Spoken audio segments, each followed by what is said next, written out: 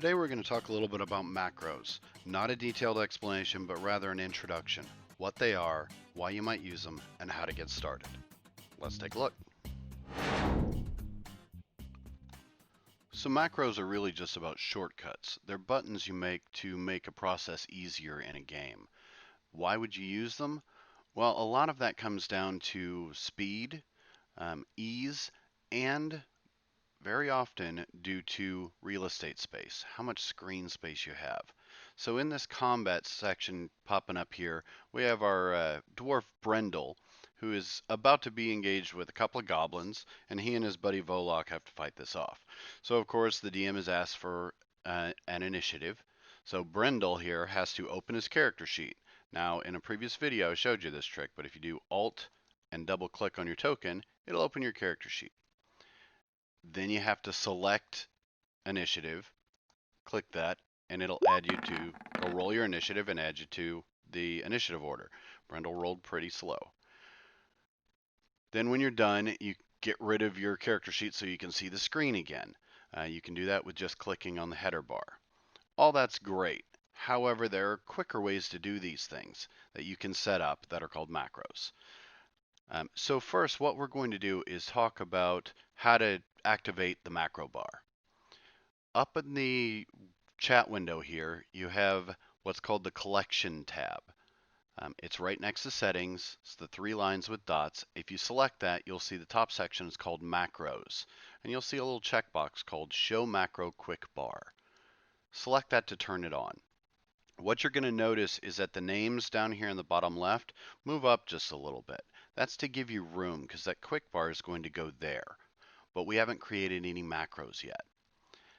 First thing to do to create just simple macros for a character is open up your character sheet and find the things that you want a macro created for. Initiative is a good example.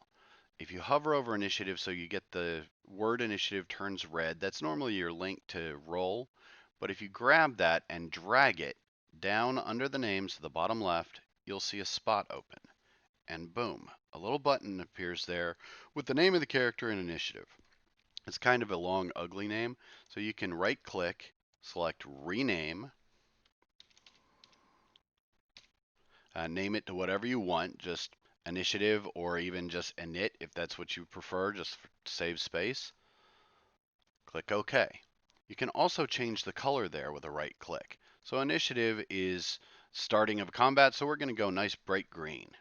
Green for go. So now we have an initiative macro. Whenever you select this, click on it, you'll get your initiative roll.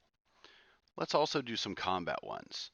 Brendel here uses a battle axe. So we're going to grab our one-handed battle axe, drag it over to that bar, release, right click, rename, axe, 1H for one-handed. Right click, let's go ahead and change that color so it'll be very obvious as well. This is combat, so we're going to go nice and red. And then let's do the two-handed battle axe. So depending on how he's going to wield, we're going to rename that one to axe-2H.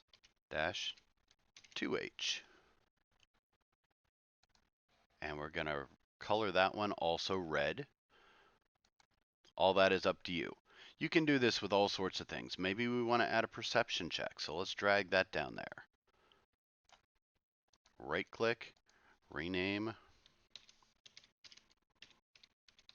perception. And color that if you choose. Let's go with a nice light blue. Almost looks white there.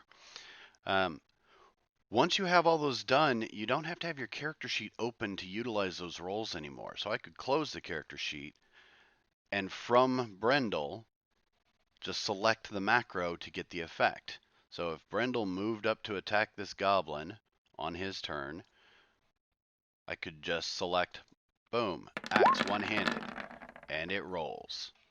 He got a 19 or a 23 depending on if he has advantage. It's all taken care of with just one click. If he went two-handed, click on it. Boom, it rolls. 20 or 11 depending on how he's wielding it. Very, very simple. You can do this with anything inside the character sheet. All those links that allow you to roll from your character sheet are also able to be done as a macro. So if you wanted to pull your strength, you just grab it. If you wanted to pull your constitution save, you just grab it. Any skills you regularly use, any attacks, spellcasting, grab and drag it down there and it'll take care of itself, make a macro for you. One thing to note, if you do an initiative macro, which I highly endorse just for sake of ease, always remember that you have to have your token selected when you roll initiative to have it go into the turn order. If you don't have your token selected, you're going to roll initiative, but it won't show up in the turn order. That's just a function of Roll20. So select your token, hit initiative, and it'll pop up in the turn order. Now let me show you another thing you can do if you don't want all these down here along the bottom. You can create macros that are associated specifically with a token. The way you would do that is open up your character sheet and go to Attributes and Abilities. And you see this section here called Abilities. If you click Add, you can add a new ability right here. Click the little pencil marker, name it. I'm just going to call this one Weapon, and then you'd put whatever you wanted to place into the macro in here. So whatever you would type into the chat window would go in here. Now the catch is you don't necessarily always know what you need to type in to get that specific. Here's a little trick. If what you're trying to do is reproduce the abilities off your character sheet, so let's say we're trying to do our hand axe, go ahead and roll that hand axe. Click on it so it makes the roll. Then under Attributes and Abilities, have your window open here and select the chat window on the bottom right and click the up arrow one time. That shows you all the code that happened to make that roll occur. Then if you Control A, it'll select all, Control C will copy all, and Control V will paste all. Since we did the hand axe, I'm just going to name that one hand axe.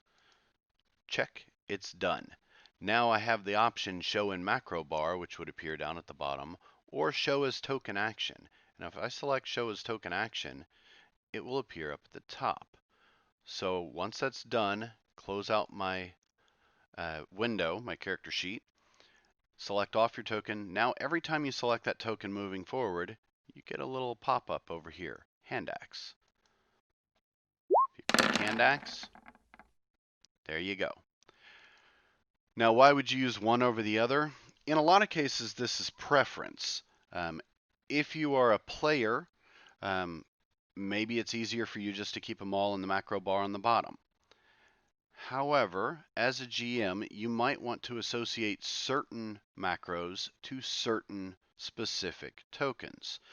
Maybe you have your goblins attacks all set up on these token actions so that it doesn't clutter up your macro bar all the time, but whenever you select a goblin, those options appear at the top. You can also create your own macros using full code by going back over to your collection, select Add, and just like we did in the token bar, name it, type in all the code, and save it.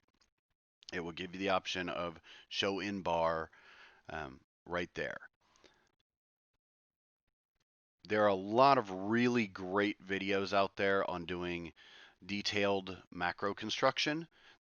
I'm not getting into that level here. This is just an introduction to what macros are and why you might use them and how to get started. If you want to get into some of those detailed ones, I'll put some links down below. There are amazing ones that will give you all sorts of things, particularly for the GM to get in and really configure abilities in their system. All right, that's it for today. Thank you guys for watching and have fun out there.